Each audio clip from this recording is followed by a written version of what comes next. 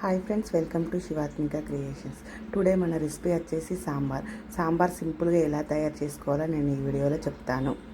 ఒక చిన్న గ్లాస్ కందిపప్పు, ఒక టమాటో, ఒక ఉల్లిగడ్డ, ఒక 10 పచ్చిమిర్చీలు, 4-5 ఎల్లిపాయలు, ఎండుమిర్చీలు,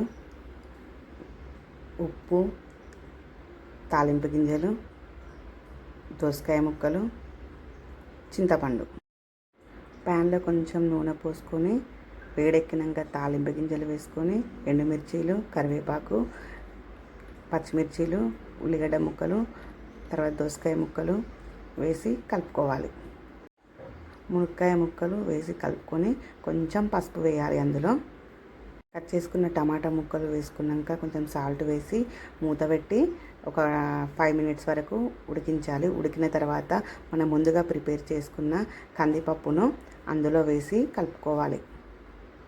చింతపండు రసాన్ని తయారు చేసి ఇందులో వేసుకున్న తర్వాత మసలే వరకు మసలించుకోవాలి. మసలేటప్పుడు కొంచెం సాంబార్ పౌడర్ అండ్ కొంచెం కొత్తిమీర వేసుకొని ఒక 2 మినిట్స్ తర్వాత సాంబార్ ఒక 10 మినిట్స్ వరకు మసలించుకోవాలి.